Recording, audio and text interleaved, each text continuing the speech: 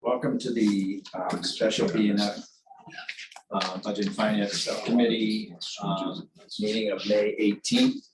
We are today taking up the enterprise funds, water, sewer, and Talbot Rink. They were continued from May 10th. And if you are calling in on a phone, you can press *9 to request to speak. If you're watching on a computer or a device, there is a raised hand button that you can tap to request to speak. Please use either of these options to be recognized to speak. Tonight we have Councilor President Gilman filling this in. Councilor Emart is going to be delayed. And we have Councilor Worthley.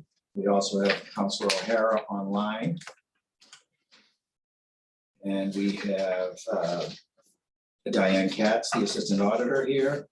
Mark Cole, the Assistant Director of DPW. Mike Hale, the Director of DPW. John Dunn, the Chief Financial Officer. Jill Cahill, the Chief Administrative Officer.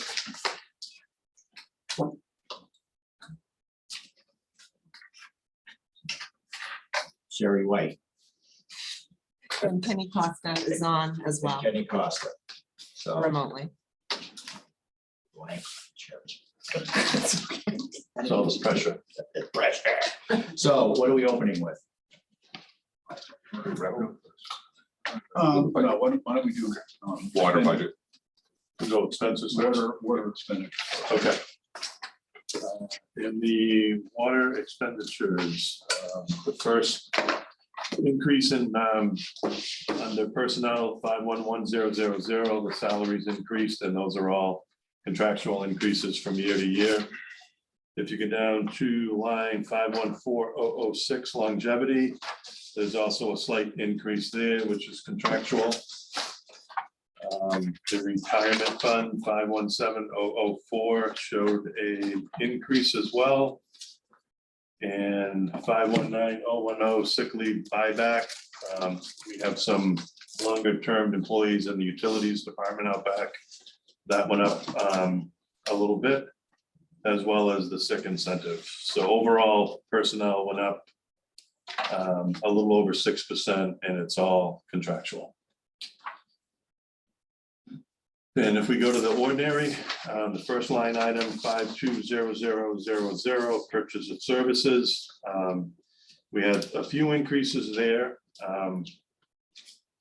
One of which was we added more money to some of our software functions, and we added in, we consolidated all of our software maintenance and service agreements into here.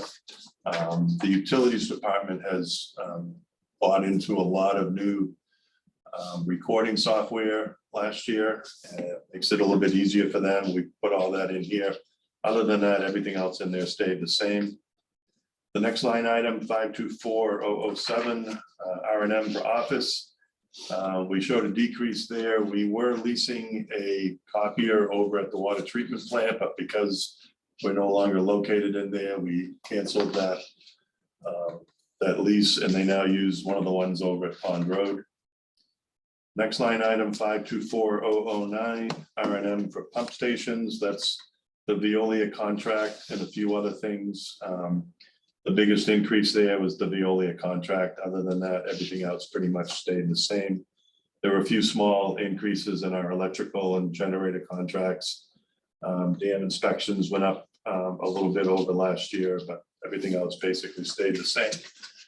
Excuse me. The only other change we have basically is if you go to page 4, 548001, motor, gas, and oil, we have an increase there based on the increases in gas and diesel. And then we had a small decrease on line 573000, the next page, for dues and memberships. We had some that were not renewing. So other than the biggest increase, like I said, was in the contracts, and the ordinary budget went up a little under 6%. If you go to our capital accounts, the first one, 58000, showed an increase, and we added some money in there for emergencies. We haven't done it in the past, and it seems like every year something comes up and we're scrambling for money, so we put 50,000 in for this year. Hopefully that'll cover anything that might come up. We haven't done it in recent past, but go back to around 2008, 2009, there was $500,000 in water and $500,000 in sewer for this type of emergency work. If you go to page 6585023, our GIS software, we went up a little bit on that. We've been using that since what, 2010. And I don't think we've increased it in a while. We just added in a little bit extra to some more services. So overall, the budget went up. The capital budget went up about $54,000. So it's not that big of an increase. The debt service looks like that a couple of those increased. The first one, 591,000, the long-term principal. That went up almost 4%, and the next one, 591,500. The interest on those went up about 14%. So overall, if you see at the bottom, the overall budget went up just under 10% at $8,112,706.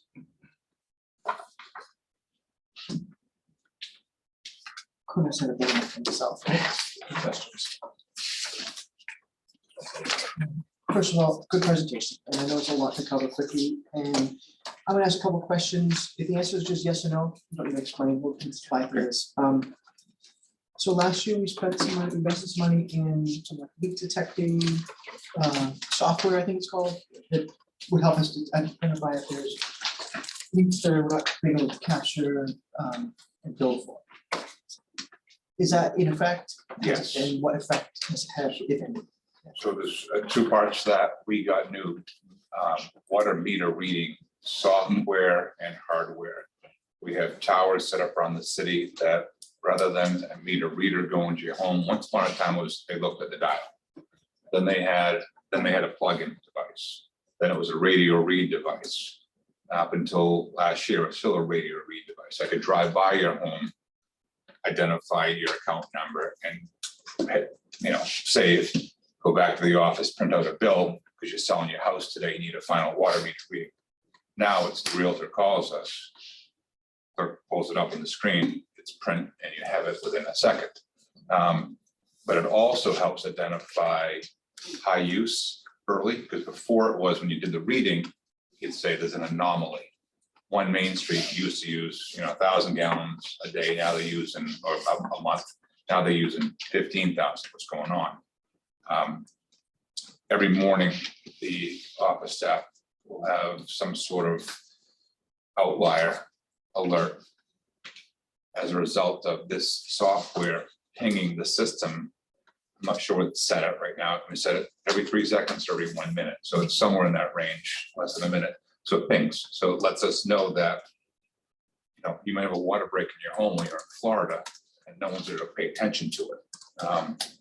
We can detect that now. We can dispatch someone who's either a care custodian, care of your home, or reach out to a property manager or knock on the door. You usually can find some way to get in touch with someone when they're not home. Like a neighbor may know that, oh, you're in Florida, this is his address. So you're seeing an impact that's more efficient for your staff to detect these things and do that, but you're finding that it's having an impact on total usage or billing, anything like that? Maybe it's too soon because we just did that. Yeah, I think it's a little premature for that. It's really not intended to be a tool to reduce traditional consumption, but as a tool to identify leaks. And also the benefit of being able to do it instantaneously. Need a bill, we have it. You call to complain about your bill. I can pull up your account and I can say, oh, someone filled their pool this weekend because 10,000 gallons was used on Sunday afternoon. Oh, that was my neighbor. I forgot about that. Versus trying to sort through the details, issue abatements. Abatements take a lot of effort. I mean, it goes through a number of different offices. And oftentimes I understand why the people want them, but it's of no fault of the cities that the water main broke, the water service broke in their house, or they didn't winterize the irrigation, or they didn't, abandon the, winterize the summer service to the pool house that erupted in December. Thank you. May I continue? Okay. I understand how enterprise funds work, where you have to basically account for everything that is part of the operation. I see police details in here, that's at the regular contract rate, or is that at the detail rate for private contracts? There's a detail rate that we pay, and we don't pay the overhead on that. There's a surcharge that they put on it for traditional private vendors. We don't pay that. So if we do a water service repair, we need to open up the road, that detail is charged directly to the enterprise that it's associated with. It's water, it's sewer, it's sewer. So years ago, it used to be that city staff had paid for, not staff, before there was a water enterprise fund, everything was paid out of general fund, and the water enterprise fund and sewer was created. And we take a third of, for example, your salary, and that's paid for out of water, and a third is paid out of sewer. I get that, why that happens. I didn't notice, and I could have missed it, that on the waterways enterprise fund, there wasn't the retirement contribution for the department. Is that Neither one of them are taking it. Actually, there is a retirement contribution in waterways. is there? Yeah. Okay, I missed that. It's not big, and it is really, there is one employee now who is eligible. But it really kind of also goes for former employees. I get it. So I just saw that, it's a decent number, $367,000 in the proposed budget, but I get it. Thank you. Couple last questions for me, if I may. I asked this question last year, like before we had a water ban. And I said, if people use less water, what impact does it have here? And I think the answer was, and I don't want to word it, but that it's not a savings to the city, people spend. Our costs don't go down precipitously if we use less water. Now, you're obviously, if there was no water usage, that's one thing, but just conservation of water, you're not seeing a huge percentage. It rarely gets a double-digit percentage-wise. But the effort to treat water remains the same. Whether you're, in the wintertime, we put out half of what we put out in the summer, as far as daily flow. 2.3 in the winter, almost 5 in the summer. There's no difference in cost for treating it. Obviously, there's this extra staffing time, and there's treatment chemicals for water filtration. So you do see an increase in that, but if you take the look at the year as a whole, it's blended. And I pay a monthly bill to Veolia for operations. And now the distribution system, that doesn't change no matter how much water is going through it. 160 plus miles of public water main in the cities, that doesn't change. A leak could happen whether people are conserving water or using a lot of water. So the conservation efforts are there to make sure you can manage your water supply, not for cost savings on the city's end, or not for reducing the rate on the user's end. It's really to make sure you have enough water to get you through those dry spells. And speaking of which, do you have a rough guess right now where we stand on our water supply percentage? Well, guess. 80s, low 80s. Yeah, we didn't get the rain this spring that we had hoped, but we rebounded decently over the winter time. So we're still be better to be full. We're close, but not A right little there. behind from where we were last year. Well, the last couple of years have been relatively dry, with the exception of one summer we had a lot of rain, but the last couple of summers have been very dry. There's been basically a drought regionally for the past 7 years. It's just a decrease. It's how precipitation comes. It's not as spread out as it once was. It's more concentrated, and watersheds don't do well when they're inundated with water. There's a lot of water that gets carried off that doesn't get collected. And it doesn't matter how much rain you have, if you're full, you're full. Right. And there's no way to increase that storage of that. When we issue a water ban note, you're saying it doesn't have dollar for dollar or gallon for gallon impact on savings, right? No. Because it's just, okay. I have one more quasi question, if I may. And this is for me and it's for you and it's for everyone who's listening. We want more services from this department. It means the rate goes up. Yes. If we want to save money, we gotta cut back on services somehow. Do you know, with this budget, roughly what impact this will have on the next, when we set the rate, I think in October? Today. Well, that's tax factor. That's when the tax, all the taxes, so what's the impact on the rate then? So that's what I just handed out. We'll go through that when we hit revenues.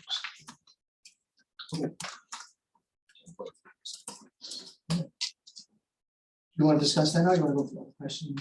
Oh, wait, right, that's what I guess.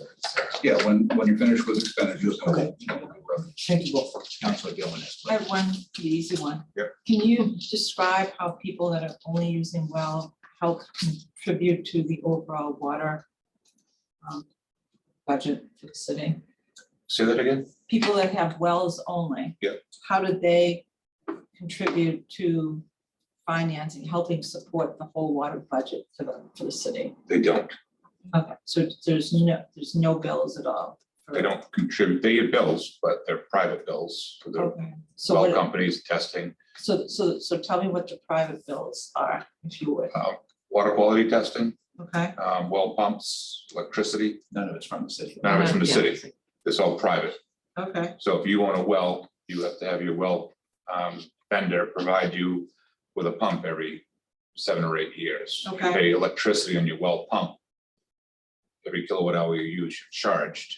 Water quality testing is always a good idea with a well, just to make sure you're keeping your home safe. okay, But if you do not, if you're not connected to city water, you don't receive a city water bill, you don't contribute to the water enterprise. okay. So we have a well, our whole neighborhood is wells only. So we don't really participate in trying to help support the water in the fire hydrants, for example, in the city. Not sure where the closest hydrant is to you. It's a long way. It's about 3 or 4 football fields. It's by the Ritchie's house down pretty far away from the house. Still close enough that if your house is on fire, they could use it. Well, they use it for barn, but without fires, they've used the quarry water. That's a choice they make, because it's easier to char Right, around the and a quarry pump- than and it a is pump truck. to have a pump truck Yeah. and, run 1,000 feet of hose, Okay. pump truck, 1,000 feet of hose. Okay, so that's helpful. That answers my question. So we're funding something, not the city. It's for the maintenance of our privately owned well. Personally, you manage your own infrastructure and something. It's Okay, not reflected in this budget. okay, thank you. Appreciate it. All right, revenues. All right, so if we go back to the first page 1.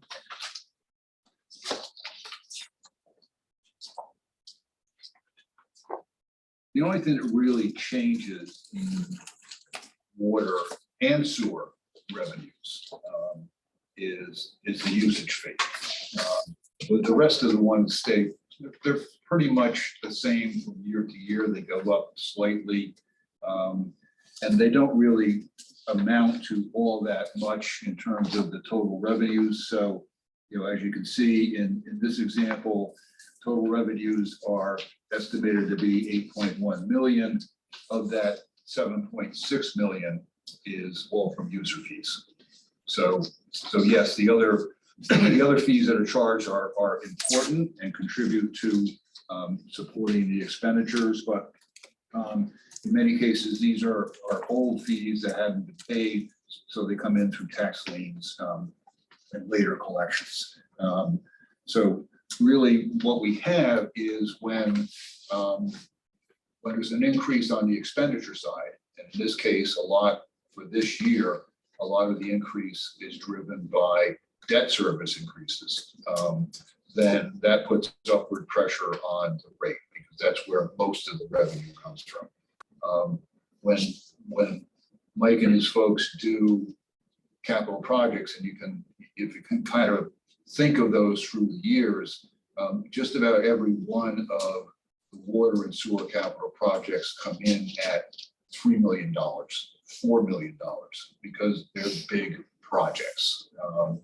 He's not out there doing replacement pipes in most cases to people's homes. He's doing mains down major avenues or major roads. So when you layer on $3 million worth of debt service, kind of an easy way to think about it is that, in that first year when it layers on, there is about 5% that is principal, and round numbers 5% is interest. Interest rates have been lower, but it's kind of an easy way to think about it. So if you're layering on $3 million worth of debt in a year, that's 10% of that $3 million being added. So that's $300,000 in debt service being layered on in those first couple of years of the 20 or 25 years worth of the debt service term.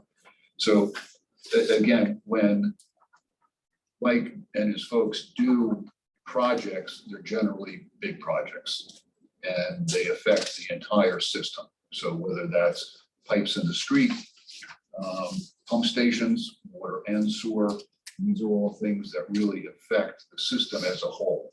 Not very much is done that really has an effect on operations and the economy of these enterprise funds that are really connections to homes.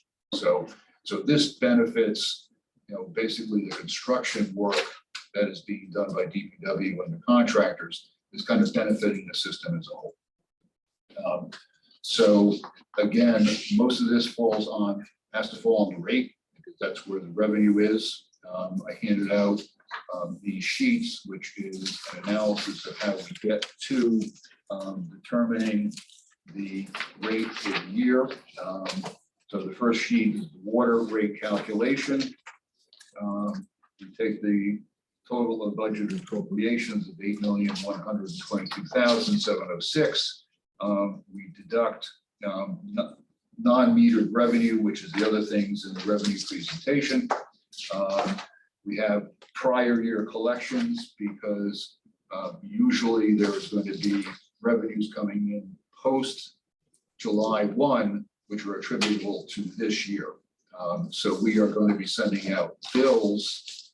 We're in the process of sending out bills now. Those bills are due in late June. So we do collect quite a bit of it in June, but there still is going to be some that's going to come back in July. So we kind of account for that. In this case, it's about $540,000. So what we need to raise for metered revenue in FY23, should be FY24, is $7,022,971. We have to presume that we're not going to collect all of that metered revenue again, the same next year as it is this year. Some is going to go over to FY25. So that means we need a rate of $10.42 per 1,000 gallons compared to the current rate of $9.47, a 95-cent increase, and that's 10%. So we go through this calculation every year, and pretty much the non-meter related revenue has been fairly stable from year to year. So we're really dependent upon the metered revenue to support operations. Couple questions? Okay, we're running out of time, so Minutes. multiple, and we got plenty more to go. Do we ever have a place for retained earnings? I know we've seen it in the water was fine, but do we have a place for that? Do we ever have that? We do, and you'll see, in fact, that so when we get the sewer, there's a free cash appropriation of $100,000. That's retained earnings. We have not had very much retained earnings in the water enterprise fund for years. We had consistently over the time that I've been here have had retained earnings in sewer. And we probably used through the years, through 9 years, $1.5 million, $2 million of that. And that holds down the rate. Next question, I'll be real quick here. What is our total water debt? Is that a number you have, Andy? I don't have it handy. I can certainly. Do you know what our total receivables is? Oh, well, receivables are, it depends on where we are in a quarterly cycle. So right now, because we're going to be sending out bills, our receivables are in water $2 million. By the end, by the end of June, that will be down to $500,000. So we're billing and people pay. Yeah, people pretty much pay, within a due date. So we send out a bill that's due in 30 days, and people, for the most part, remit. Yeah. Did you say state law does not allow us to do monthly EFT kind of billing situations? It has to be quarterly. I think you said it last year. I can't remember. No, I mean, we could set up the billing cycle whenever you like. Maybe harder on our side, it could be easier for people. There's, we bill everybody quarterly. I have seen and participated in a situation where 1/3 of the city was billed monthly. So everybody's still got a quarterly bill. But bills are going out monthly to 1/3 of the city. But help the city on cash flow too. So it does. To be truthful, the cash flow really doesn't matter too much. We're spending it at about the same rate as we're bringing it in. So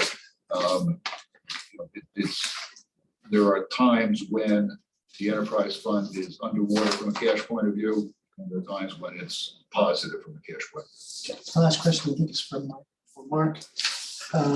We've heard a lot about water pressure issues, Becker Circle, West Island, Haskell Street, and I think I read somewhere that the mayor's committed to doing some work on replacing some of the water, and there might be a mandate from the Commonwealth.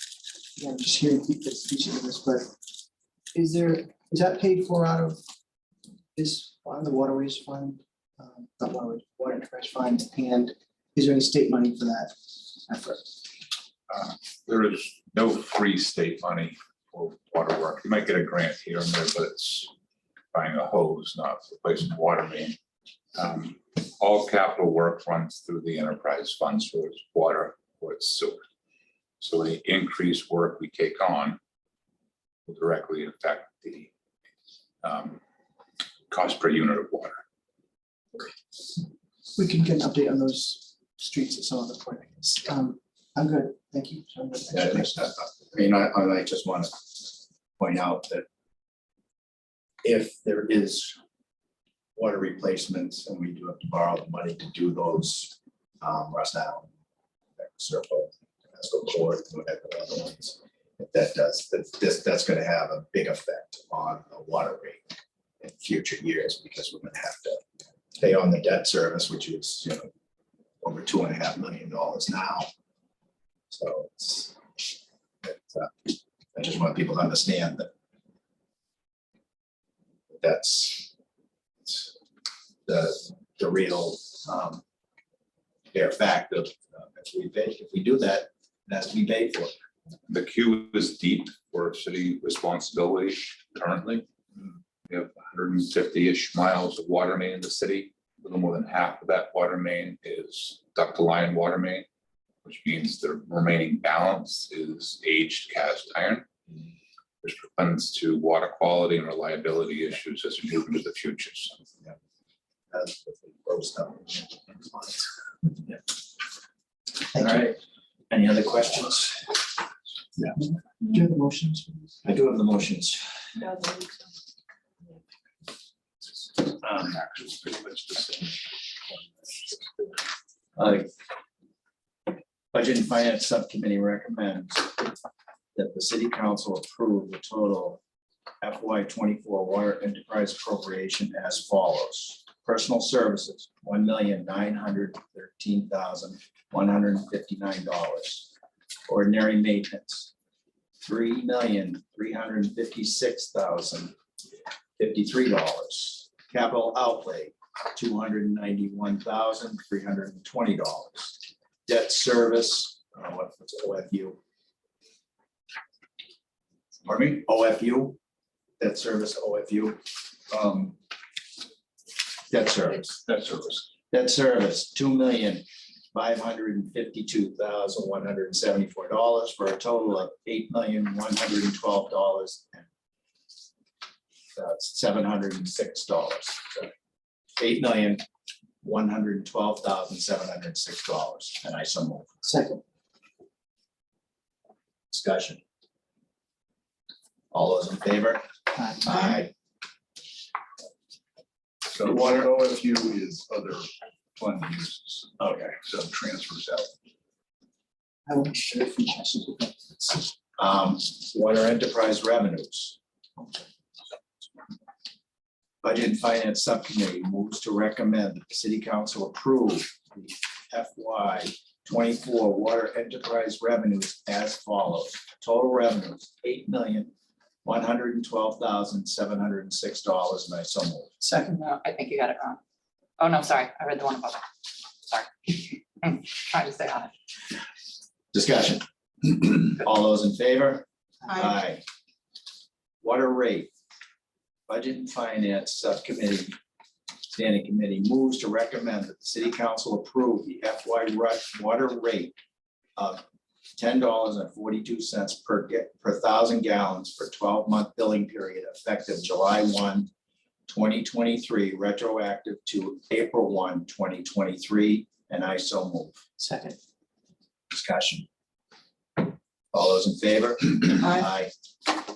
Okay, sewer. All right, sewer, on the personnel, it's the exact same increases as we had in water. I mean, they pretty much mirror each other. They both went up a little over 6% overall. That's because employees are split 50-50 on most of the water sewer employees. If you go to personnel, we had some small increases there as well. 524007, we got rid of the copier over at the treatment plant. The next line, 524009, is Veolia's contract, and it was all contractual increases in there. If you go to page 4, we had the gas and oil increase like we had in water. And if you go to page 5, we reduced the soil and fill line item in half because we have some of our own fill now that we can use. So overall, the budget went up slightly for ordinary. Capital, it's the same increase that we had in water. We had some emergency money in, and our GIS went up just a little bit. And then the debt service, we had some increases in there. I don't know if John can, if there's any questions, John can probably answer those.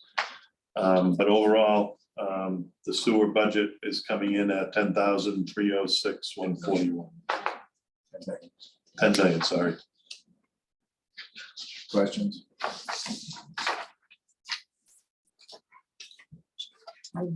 Move to the revenue.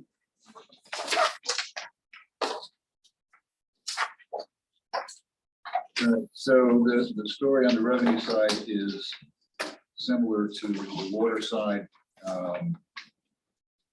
One of the drivers again here is more part debt service for the same reason as happens with water projects. In this case, we were able to appropriate $100,000 from free cash, so that holds the increase down.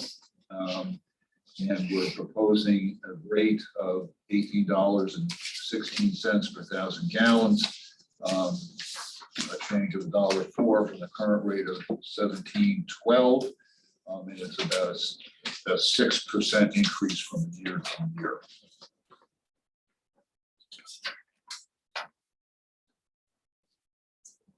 Questions? Side. It's going to change dramatically. The only question I have in this document is estimated future rate increases at 3%. Does that factor in the sewer treatment plant? No, that's just kind of, you know. Nice try. that's right. You can't hold them to Yeah. those. If Right, I won't. if it costs every finger, Okay, maybe. it'll be Like in a this whole, percentage, in the whole city. Yeah, in the whole city, yeah. I mean, I think it's just like we fair to set the expectation that it's gonna cost more and get people ready for that. Yeah, I mean, I can, Mental you know, winter. I can do that comparison, you know, any way anybody wants to see it, so you can pick 5% if you want. I get it, just a random number at this point. It is, it's an exercise that we've been through. We did CSO work. There was a big push to have anticipated utility rates in the future. There were numbers, they didn't mean a whole lot. I think there was some effort that went into getting those numbers. They don't mean anything at the end of the fiscal year. Right. A lot happens over the course of a year. And certainly a lot over a portion of, 5 to 10 years. I'll be quick. So the 6.05% change, do you have a gauge of if that is competitive with what our other local municipalities are doing for that? Increase in sewer. Yeah, is that a benchmark that you just like to keep track of, just to make sure that we're kind of doing it? I mean, I know the infrastructure is a whole different story. You can hear that in a different manner, but in terms of this number, is that something you look I mean, at? increase in rate, 6%. Each community is different. Okay. And it's difficult to compare. Cities and towns are different. We have a regional sewer district, water district. They built differently. Everyone in New England is facing aged infrastructure right now. Certainly, maybe probably even across the country, but obviously we're older than many parts of the country. So we're all facing these issues. I mean, our oldest sewer is over 120 years old in the city. The water main we just removed out of Mount Pleasant Avenue was from the 30s. We removed the piece that was actually a wooden water main from there a couple of years ago. We gave it to the museum. That's the age of our infrastructure, and we are older than most. We developed sooner than most, so we have a lot of old infrastructure in this community. Neighbors to the east, Rockport, they're facing a lot of problems with their infrastructure, just because they are a very small community, and they have a lot of infrastructure just as we do for the size community. I don't think you can compare cities. I don't think you can compare across 351 communities and draw some sort of, you can make an average out of anything, but I think everyone's going to have different needs. You get to like the 495 belt, those are newer communities as far as infrastructure goes. They were all on-site septic and wells once upon a time, or limited water once upon a time. But sewer is what drives housing, and it drives population increases, which need to support the economy. So they've grown, but they have newer infrastructure. To your question, Counselor, Peabody has not had increases in the rates since 2019. So the rates for 2024 are going up 30%. Wow. Just handy. I know that's another unique thing to Gloucester is the step system that drives the cost up. Steps is extremely expensive piece of infrastructure. And it's much more costly to do work here in Granite than we were on the South Shore in sand. We can take that for granted. Okay, any more questions? All right, so the Budget and Finance Standing Committee moves to recommend that the City Council approve the FY24 sewer enterprise appropriations as follows. Personal services, $1,880,303. Ordinary maintenance, $5,066,455. Capital outlay, $341,320. Debt service, $3,018,000 and $63 for a total of $10,306,141, and I so move. Second. Discussion. All those in favor? I, Passes unanimously. Sorry, I should say that. Building and Finance Subcommittee, Standing Committee moves to recommend that the City Council approve the FY '24 sewer enterprise revenues as follows. Total revenues, $10,306,141, and I so move. Second. Discussion.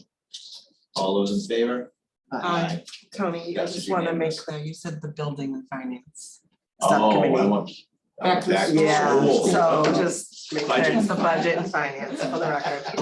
I should cut that. Old habits die hard. Sewer rate. The Budget and Finance Standing Committee moves to recommend the City Council approve the FY '24 sewer rate of $18.16 per 1,000 gallons for 12-month period effective July 1, 2023, retroactive to April 1, 2023, and I so move. Second. Discussion. All those in favor? Aye. Passes unanimous. The rink. Okay, Excuse me, Tony, is there another piece to that for the free cash appropriation? For the sewer? Oh, It's the last, it's on the last Okay, page. all right, almost. yeah. that's right. Yeah. Yeah, okay. All right. The Budget and Finance Subcommittee moves to recommend that the City Council appropriate in the amount of $100,000 from the Sewer Enterprise Fund undesignated fund balance, retained earnings, account number as noted, to the Sewer Enterprise Fund balance reserved for special purposes account as noted. The purpose for this appropriation from the Sewer Enterprise Fund retained earnings is to stabilize the Sewer Enterprise Fund user fee for fiscal year 2024, and I so move. Second. Discussion. All those in favor? Aye. Passes unanimous. Thank you, John. You're not Okay. late, we're just finishing up the previous meeting. okay, for the rink, there were two changes in the personnel, 511000 salaries. There was the contractual increase for the two full-time employees there. And 517003, there was a reduction in health insurance coverage, I'm assuming. That was it for personnel. Ordinary stayed the same. Capital stayed the same. And the principal and interest on long-term debts went down. So this year's budget is $344,785. Questions?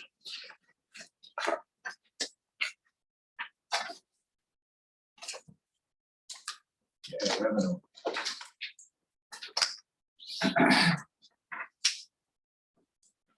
Revenue, we have. It's Yeah, rink charges are basically flat. And you can kind of see where, as a result of the pandemic, declining. Last year's revenues were 256,000 in 2022. This year's actual revenues are at 268 through 10.5 months. So they have bounced back. So we should be comfortable with 279 estimated for next year. Miscellaneous revenue of 30,000, and then a transfer in from the general stabilization fund. Unfortunately, the rink, we just don't know how the revenue is going to work. So we do want to be careful and support it with a transfer in from general fund money, if you will.